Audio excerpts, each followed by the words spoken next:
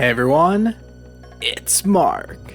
After years of speculation and anticipation, we finally got the announcement we've all been waiting for. Pokémon Diamond and Pearl remakes are coming. It's official, 15 years after we got the originals, Pokémon Brilliant Diamond and Shining Pearl are coming soon. I reacted to their official announcements in another video, so if you want to hear my initial thoughts on the games, check out that video. I know for me personally, and likely for many of you, there's a lot of nostalgia for these remakes because of our experiences growing up playing the original Diamond, Pearl, and Platinum. I know for me personally, even though I played games from the first 3 generations, I probably have the most nostalgia from playing Pokemon Diamond, since that was the first ever Pokemon game that I actually managed to beat. Cynthia's Garchomp was no match for my Infernape. Well, okay, it took me about 50 tries to beat Lucian and then 10 tries to beat Cynthia, but that's besides the point. With the remakes officially on the horizon, here are 10 ideas I have for the games, or 10 things I personally would like to see in these games. You may agree with my picks, or you may have some of your own. Either way, let me know in the comment section down below, and please give this video a like and hit that subscribe button. Now, let's get into it. So the first thing I want to see in Brilliant Diamond and Shining Pearl is a good Pokédex. What that means, well, that's up for debate. Back in Generation 4, I really felt like the Platinum Dex nailed it by including all of the Sinnoh Pokemon we wanted, as well as some other unique Pokemon like the Sneasel and Houndour lines. In the reveal trailer for these games, we saw a Porygon Z, which was technically in the Platinum Dex since it wasn't originally obtainable in the original Diamond and Pearl. Could this be a sign that we're getting the Platinum Dex in the remakes? Who knows? We could see an expanded Sinnoh Pokédex, and really it doesn't matter as long as we get the National Dex in the post-game that is actually a National Dex, but I have no clue how they plan to handle that yet.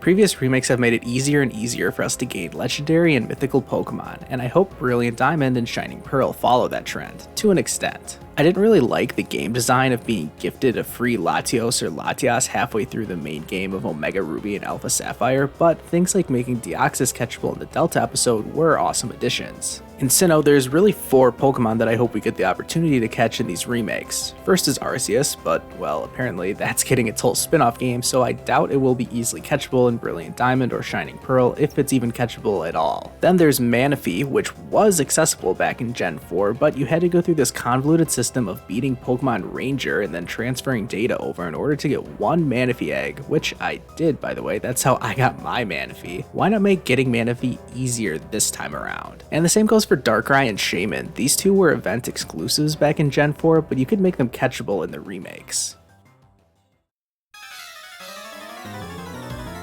Every Pokemon game has an evil team causing conflict, and Team Galactic is one of the better ones in the history of the series, at least in my opinion. Pokemon Platinum did a little bit to expand on their story, including adding a character named Jaren, or is it Karen? I don't know, but he was kind of pointless in Platinum anyways. In the remakes, I want to learn even more about Team Galactic and interact with them more than in the originals. Team Rocket, Team Aqua, and Team Magma have all gotten additional context and story added into previous remakes, so I'd expect something similar in Brilliant Diamond and Shining Pearl as well. Also, I want more on Looker, but then again, who doesn't?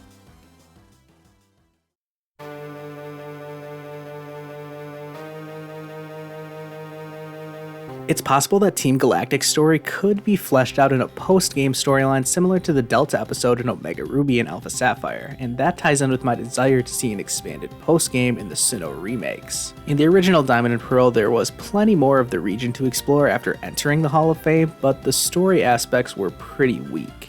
The Delta episode kind of set a new standard for post-game quests in a Pokemon game, even if it had its flaws, and I would be thrilled to see a similar plot take place in Sinnoh. I was going to suggest Arceus takes center stage for the storyline, but since it's getting its own game, that probably won't happen. Instead, why not make this about Giratina? After all, the Delta episode was about the 3rd box art legendary from that generation, just like how the expanded Suicune quest took place in Heart Gold Soul Silver. In Brilliant Diamond and Shining Pearl, maybe after dealing with Cyrus atop Mount Coronet, Jaren takes the organization over and makes an attempt at capturing Giratina, and that's what our new post-game quest could center around.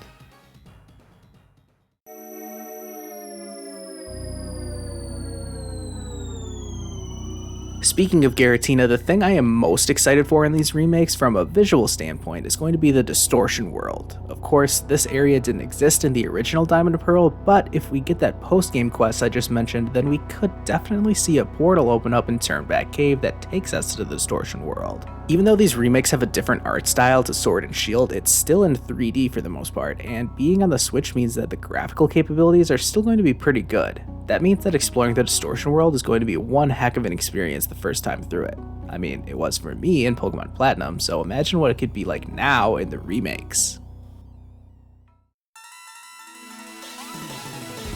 This is the last of my ideas related to the post-game, but I want to talk about the Battle Frontier. In the original Diamond and Pearl, we got the Battle Tower, and then the full Frontier in Platinum.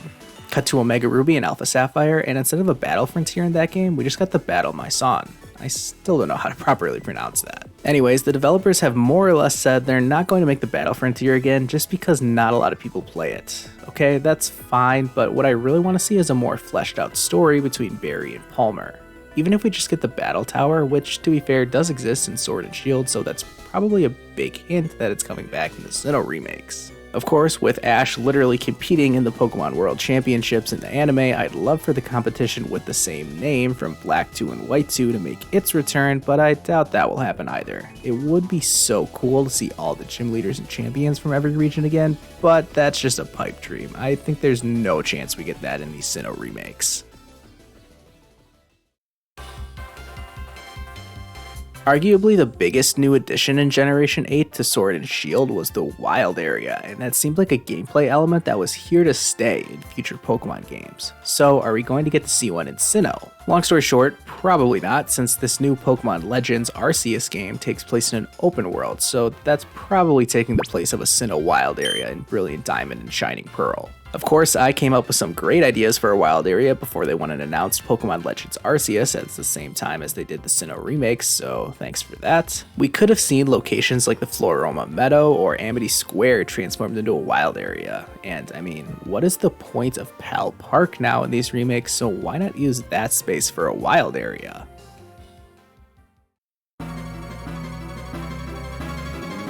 Omega Ruby and Alpha Sapphire started the trend of using updated game mechanics in regions where they previously didn't exist by introducing Mega Evolution to the Hoenn region. In Sun and Moon, we are introduced to Z-moves and then unlocked Mega Evolution in the post-game.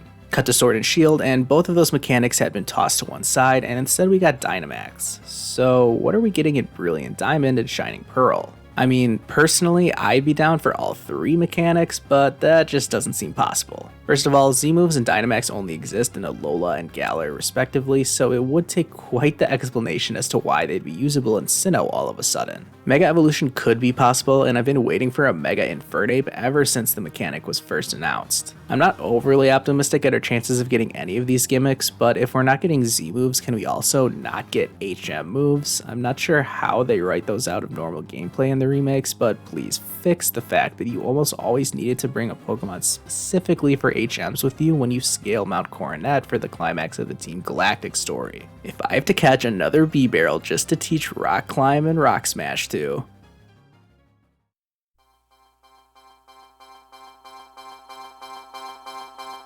When Mega Evolution came back in Omega Ruby and Alpha Sapphire, we saw a few more Pokemon get Mega Evolutions to coincide with this. If by chance we do get Dynamax in the remakes, it would be cool for some other Pokemon to get the ability to Gigantamax. I've speculated for a little while on this channel that maybe Ash's Lucario could one day Gigantamax, but that's because it would tie in with Lucario getting the ability to do so in the Sinnoh remakes when they came out. However, if Brilliant Diamond and Shining Pearl don't have Dynamax at all, well, I guess we could still add new Gigantamax forms back in Sword and Shield. I mean, they gave a few more Pokemon the Gigantamax factor via DLC, so why not put out another update to those games with Pokemon like Lucario, the Sinnoh starters, and a few other Pokemon gaining the Gigantamax factor. It's a long shot, but who knows, it could happen.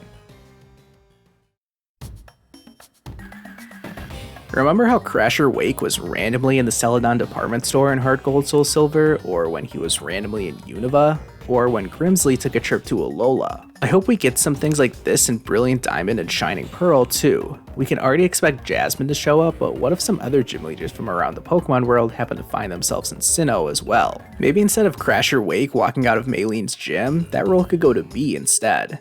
She could even reference how she goes around challenging other fighting type dojos, kind of like she does in the anime. Speaking of which, I'd love some references to the anime in the games, whether they be characters, storylines, or just lines of text that are Easter eggs to the TV show. This could include Riley talking about being an Aura Guardian and maybe bringing up that he met someone else capable of using Aura once. Another idea from Heart Gold Soul Silver that I wanted to bring up was the GB Sounds item you could find in the post-game. Something like that needs to make an appearance in Brilliant Diamond and Shining Pearl. I guess this item would have to be called DS Sounds, and it would have the same functionality, which was turning the overworld music back to a recreation of the music from the originals.